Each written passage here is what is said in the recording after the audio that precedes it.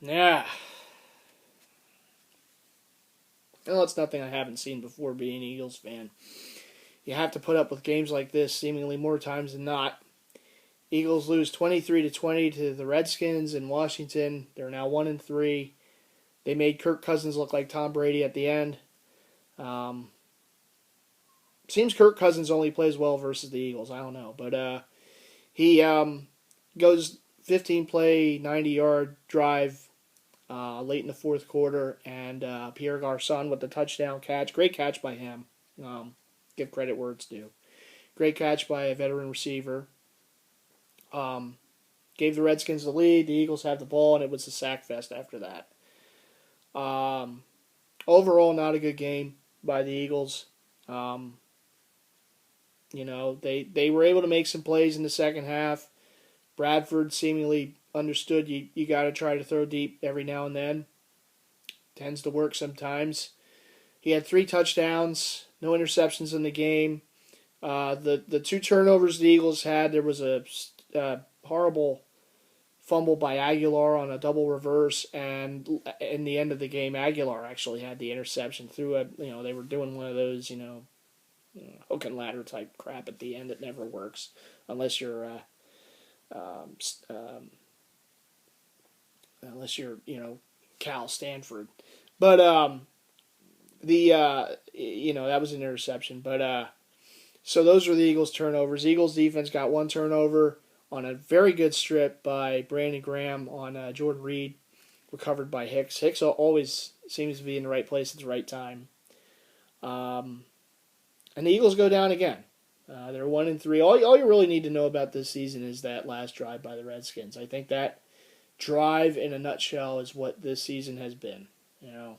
Missed opportunities. You got to make a stop. And look, the Redskins aren't a good team. I mean, let's call a spade here. I mean, the Eagles aren't a good team. The Redskins aren't a good team either. But one of them had to win unless they tie, right? So the Redskins get the win. They're second. They're 2-2. The Eagles are now 1-3, and it's like I said a couple weeks ago. One of the worst things being a fan in the NFL is when it's not even mid-October and your season's pretty much over, and to have to go through week after week of just being in that daze, and it's a horrible feeling, and as a fan base, we've been through this before. It's nothing we haven't seen before. The problem is, I think there was a lot of false hope into this season. And I'll be the first to admit that I was completely wrong about this team. I thought they would be better than they are. And maybe they should be better than they are. They're just not making the plays. The offense had a 4-point lead. They had the ball on the starting position on the 50-yard line. And they can't move the ball. On that possession, if all they could have done was get some first downs, chew up the clock, maybe get a field goal. At that point you're up, 7, maybe less than a minute to go, and maybe things are different when the Redskins have the ball there at the end instead of the time that they had. We're able to move the ball. And you know what? Give them credit. They moved the ball down the field. They scored the touchdown. They needed a touchdown. They got a touchdown. And they executed on that last drive. And the Eagles defense did not. Too often the Eagles were playing soft coverage. Didn't get near enough pressure on Kirk Cousins, who's prone to throwing interceptions if you get pressure in his face. But they don't do it. The Redskins weren't able to run the ball really throughout most of the game. Morris had a couple good runs on that drive, and give him credit there. But you got to get a stop. You got to get pressure on Cousins, and they couldn't do it. Really the whole game, they couldn't get pressure on Cousins. Eagles had some injuries in the game with defensive players, but you know what? You're still up by 4, last possession of the game, and it's not like you're playing the Patriots and Tom Brady here. You're playing Kurt Stinking Cousins. Make a stop. Get a stop. And they couldn't. And I praise this defense for the most point all season long, but you know what? When it's time to praise them, you praise them. When it's time to criticize, you criticize. And I understand they've been out in the field a long time again today, which is a big problem. Because this offense seemingly only shows up for one half of games. and besides Dallas when they didn't show up at all. And when they did make plays, they turned the ball over. They didn't show up for the first half of this game. They had a nice little thing going at the end, but their new kicker, misses a chip shot 33-yard field goal. Caleb Sturgis misses a chip shot field goal. Then he misses the extra point after the Eagles finally get on the board the third quarter on a Bradford to Cooper touchdown. I mean, the funny thing is we had a Riley Cooper and Miles Austin sighting today, and we still couldn't win. That's how you know it's bad. When Cooper scores a touchdown and Miles Austin scores a touchdown, and you still can't win. Again, that's how this season has gone. So yeah, I mean, everyone. It's easy to point to that last possession and say, you know what, the Redskins, you gotta stop them there, which they should have. You should have stopped them there, but honestly, it's everything that led up to that. Eagles have the ball numerous times. They're still up by 4. You gotta get something going. You gotta get down the field and score points. You know, and they just, it's like they get a first down, and then it's like, bleh. We don't know how to do anything anymore. Blah. Incomplete, drop pass, a 3-yard run here and there. Just, it's just, it's tough. Yeah, it's tough to watch this thing. And I watch every game, and I can't remember a season being like this at this, the way it's gone to this point. Offensively, certainly. Defensively, look, you give up 23 points. It's still a game you should win. You give up 23 points, you should still win that game. But, really the first half doomed them too, because they just couldn't move the ball. And when they had something going, they turned it over. Much too often, they follow up a big play with a turnover. And we've seen that a few times already this season. So yeah, the Eagles are now 1-3. They're 0-2 in their division play, and I'm never one to really, I always try to keep a positive tone and try to, keep the faith and keep believing. But I've been a fan of this team since '93, and I've seen more bad than good. I kind of know what's coming, the rest of the season, and it sucks. It sucks because I care for this team. I want them to win. I have yet to see them win the ultimate goal at the end. I saw them in one Super Bowl. They lost to the Patriots. And it sucks. It sucks going through these seasons where you go into it as any fan base, most fan bases, I should say, with hope. And the leaves aren't even turned on the trees in our season, and is, pretty much in smoke right now. And I say that because I have not seen anything that makes me believe that they're going to, that they could turn things around, for the better.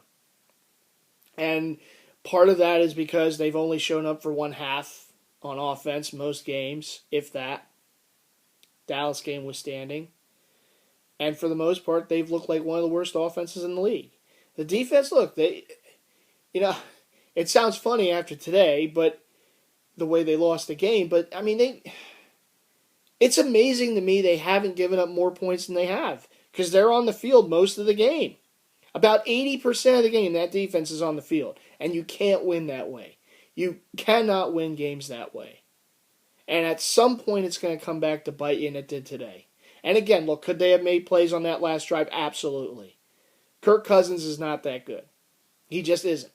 They made him look like Tom Brady on that last drive. But then again, most quarterbacks are probably going to look like that if you're not even going to touch them, on that last possession, if you can't get pressure. And a lot of that's because they only came at, they came with 3-man fronts. They were back in coverage. I don't even know who they were covering, because it seemed Redskins receivers were open a lot on that last drive. But, is what it is. Pierre Garçon makes a great catch in the end zone, and the Eagles get the ball with 20 whatever 26 seconds whatever it was like all three timeouts, but it's sackfest time because the Eagles do not have depth on their offensive line. There you go, General Manager Chip does not address the offensive line in the offseason, and it comes back to bite them. And it's hurt them all year. This offensive line, they play better against the Jets. It's funny. It's like the best defense they played against so far this year. They had a good game. But they played well last week. Matthews has over 100 yards. They win. This week, it's back to as soon as we hand off the ball, we're going to have defenders in the face of Murray or whoever touches the ball. Sproles, Matthews, doesn't matter. There's always going to be a defender right there as soon as he touches the ball. It's happened too often, and a big part of that reason is because there's no depth on this offensive line. When guys go down, the guys coming in aren't doing a good enough job. The guard play's been bad. Center play really. Kelsey, he hasn't had a good year as far as I'm concerned. Too many penalties on him. He had another penalty today. Look, it was a poorly officiated game on both sides. And again, look, there were bad calls on both sides, but the Redskins, one of the things that aided a touchdown early in the game was a horrible pass interference in Eric Rowe. There's no way that's pass interference. And what happened was they get to the 1 yard line, and honestly, how they scored was a fumble recovered by that's all you need to know about the game. Cousins makes the mistake that he makes a lot. He makes a lot of mistakes as a quarterback. He fumbles the ball on the snap. He picks it up, but he's still able to pick it up and get in the end zone. That's all. At that point, that's all you needed to know about how this game was going to go. But then again, the Eagles made a comeback. They played better in that third period for sure, scoring touchdowns, getting back into it. Idiot kicker misses an extra point. If you think about it, too, Sturgis misses the field goal, chip shot field goal. Any kicker in the league is going to make it, unless I guess you're Scobie with the Steelers. And then he misses the extra point. Basically, same distance. And he can't make the field goal and he can't make the extra point. That's 4 points right there. If he makes the field goal and he makes the extra point, the Redskins are down 8, not 7, or not. They're not down 4. They're down 8. And maybe that last drive things look a little different because even if Garcon scores, they still got to get the 2-point conversion. The way things were going on that drive, they probably would have anyhow. But I'm just saying. But it's just mistakes. Mistake after mistake after mistake, and in the end it cost them the game. And it sucks, to have to sit here and see this team at 1-3 and kind of, see the writing on the wall. People might say, the season's not over, don't be one of those fans, but I've watched this team too often. Too many years, too many games. I know what's coming. It's not like we're the Patriots at 1-3 or the Seahawks at 1-3 or the Packers at 1-3 with the RALEX, No, it's the Eagles at 1-3. And you know what happens when the Eagles are 1-3? They're going to have a season where they don't make the playoffs and they, have one of the top, 6-7 picks in the draft, and we're going to have to start things over. Or who knows what can happen in the off season? What the changes are going to be? Who the quarterback's going to be next season? There's a lot of crap going on. So I can certainly say it as an Eagles fan is that the season, for all intents and purposes, is probably over. And it sucks because when you're a fan that has the passion and wants to watch this team every week and bleeds green every week and wears the the attire every week, and you want to see them have success. You want to have a reason to believe and have hope. And they've given me no reason for it. Because again, their offense is showing up for one half of games, in some cases 1/4 of games. They're wildly inconsistent, and it's maddening.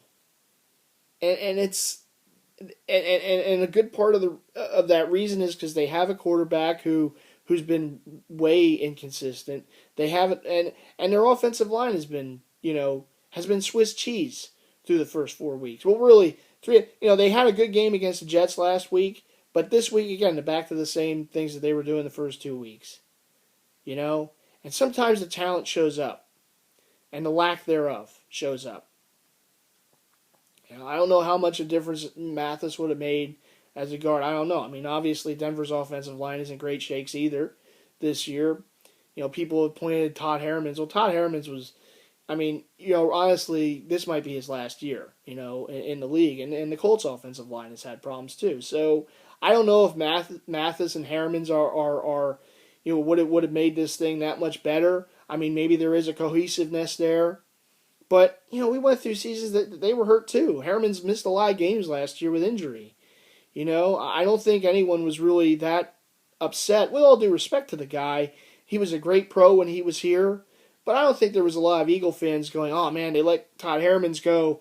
Oh, that's going to kill our season. Mathis, I think, was more of kind of that head scratcher, because, he still had good years left in him. But Chip Kelly knows more than everyone else, so,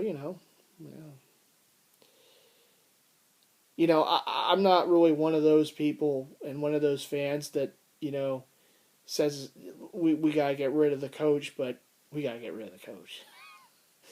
This mad scientist stuff, this is just not working. And I know he's the coach and the GM, so I don't know how easy it will be to move him on. I just think he needs to go back to college. Because the stuff that he was able to do and worked in college and he's trying to do here is not working. It doesn't work in the NFL. You can't play fantasy football in the NFL.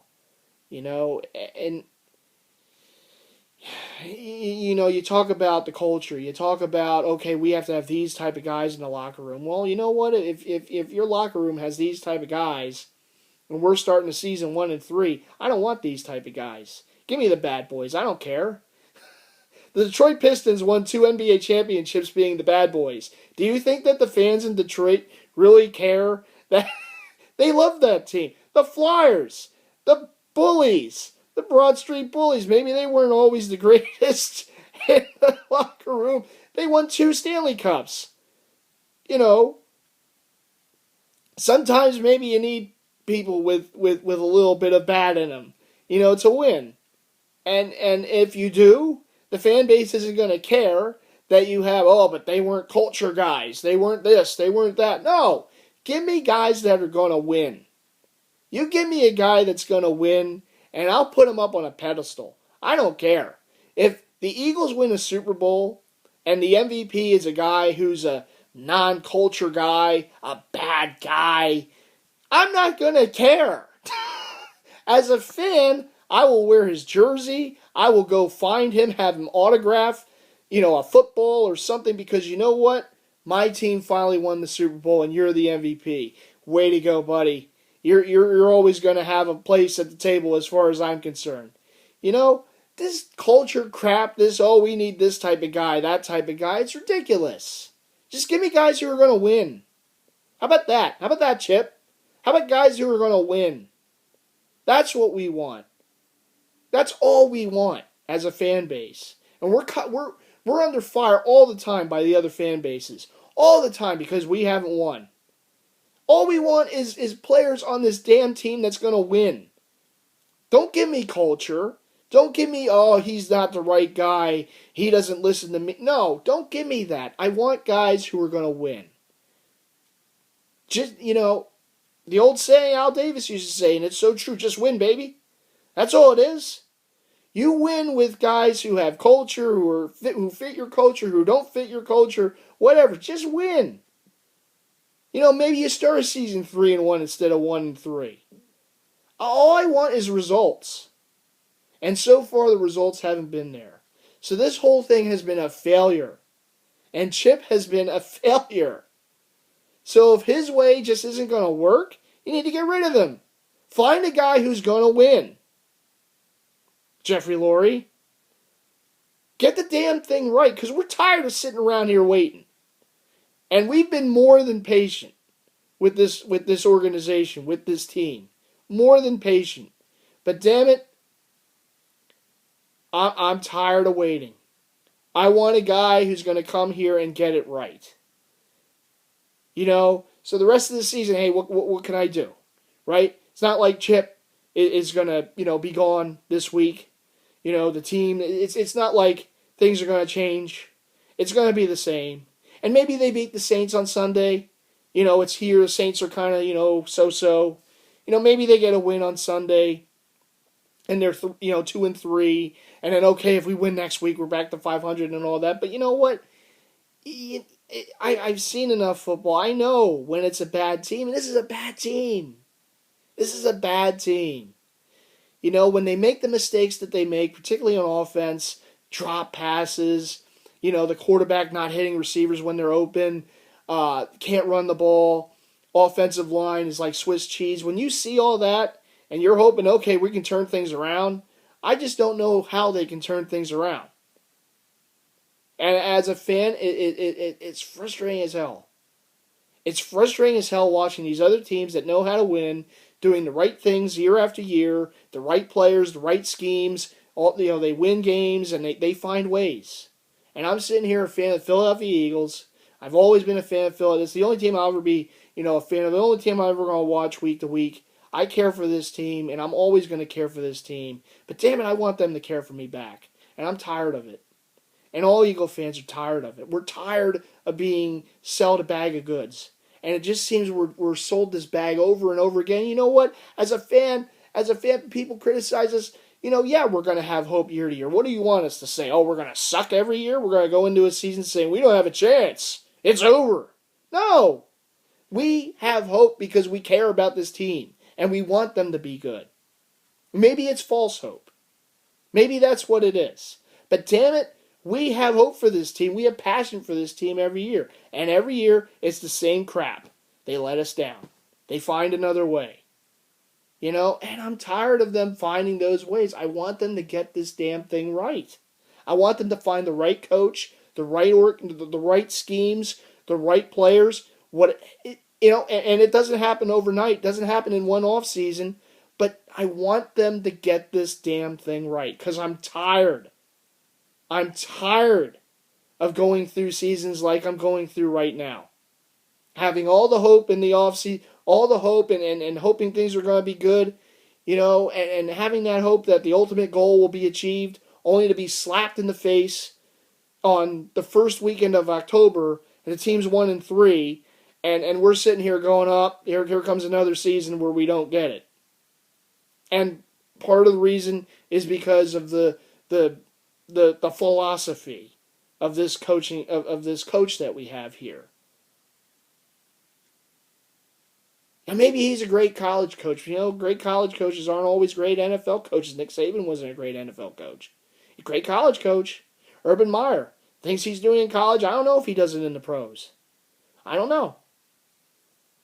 And sometimes there's guys who aren't great college coaches. They're great pro coaches in the pros. Might be guys you never hear about in college. Maybe a coordinator or something. They come in the NFL. They're a great coach. Andy Reid. Again, look, he wasn't a big name when he first came here. Was the quarterback's coach on Green Bay with Brett Favre. And he comes here and they turn things around. They go from being a laughingstock to a great franchise. Going to NFC title games and then the Super Bowl. With a guy who was the quarterback's coach on the Packers. And you know what? They won in Green Bay when he was there as the quarterback coach. And I know it ended sour with Andy. But give him a lot of credit, man. He did a lot for this franchise. And one of the first orders of business that he did was bring Jim Johnson as a defensive coordinator. It changed everything. It changed everything. So it's not always just on the coach. You have to have the right coordinators around you. And so far, Billy Davis, that's a long way from Jim Johnson. Okay? And it's hard to replace a Jim Johnson. Believe me. But, yeah. It's tough. And I don't know when it's going to get better. But I'm going to watch them every week. Maybe you call it punishment. I don't know. But I'm going to watch them every week. I'm on a ride with this team. Other fan bases can tell me you're not going to see it. Rings, I got rings. Fans don't get rings, okay? Unless you buy one on eBay from a schlub player who's selling it, fans don't get rings. So all this ring stuff, enough.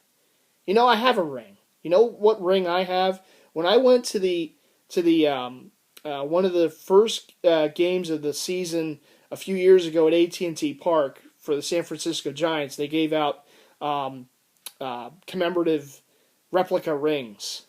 I have a ring, but it's for the San Francisco Giants. So, you know, when the Phillies won the World Series in '08, I didn't get a ring. I'm ringless. So, this stuff about rings, you keep saying it, but you don't have a ring. I don't have a ring. And I saw my team win in '08, but nothing. See? Nothing. We don't get jewelry. Maybe fans should. I think if the Eagles do win a Super Bowl, whenever that day comes, I do think that all the fans should get something. Because of everything that we've had to go through with this team, you better believe they win. You know, even if it's like the Giants did, just hand out like a replica championship ring. I think the fans that go to the home opener that next season should be given a replica ring. It's a nice ring, actually, the Giants ring. It's like a real ring. It's pretty cool, but it doesn't have real bling on it. Otherwise, I probably would have sold it. But anyhow, look, I know I've rambled on a lot. I care about this team, man. It's like any other fan does about their team, man. All you want is for them to have success. And every year I want this team to have success. It's like I said a couple weeks ago when they lost to Dallas. I go into every season just having that hope that finally they can put it together and it will be the year. You know, it's like being a Cubs fan, you know, or a Red Sox fan prior to '04. It's like, you know, maybe this will be it. No. Maybe this will be it. No. Maybe. No. Although I guess some of those Red Sox fans were a little more cynical than Cubs fans are, you know, back then. It's like, we're never going to win. Curse of the Bambino. Yeah, right. Curses. But anyhow, yeah, I guess Babe Ruth just allowed them to win the 3 World Series that they won after that. Okay, curse is over. You don't have to worry. Boston fans, what are you going to do? But anyhow, it's tough, man. It's tough to be 1-3, but it is what it is. They got the Saints next week. It's probably, who knows at this point. I don't know, man. It's disheartening. It's disappointing. I'm sorry for rambling on for near a half hour. I just had to get a lot off my chest, man. I feel these videos help me do it. But so we're 1-3. We got the Saints coming in next week. Hopefully they beat Dallas today. Although, I mean, anymore, it's like, can we even say that? It's like, we're hoping for other teams to lose. That's what fans do, though. That's what we're gonna do. So yeah, this disappointing, disheartening loss. 1-3, 0-2 in the division. It sucks, but next week I'll be here again, rooting for them, hoping for the best, and we'll see what happens. So, week 5, Eagles host the Saints, second home game of the year. Excuse me. Hopefully they can get a W there, and we'll see. But I have that feeling, man. I have that feeling already about this season, and it ain't good. Well, Flyers start next week, but but yeah. So anyhow, I will see you all in the next video. As always, go Birds, please God. Let's do something better next week, and see you in the next one. I guess I'll get a lot of views in this video, though. You know, the all the videos I put out, the most views I ever got was that one I made a few weeks ago against Dallas. So I guess there'll be more views in this one, too, because it's after a loss. But anyhow, I lamented, and I got a bunch off my chest. So I thank you for bearing with me. For those of you who are still with me, I'll see you in the next one. And just got to shake this one off somehow. All right, everyone, take care.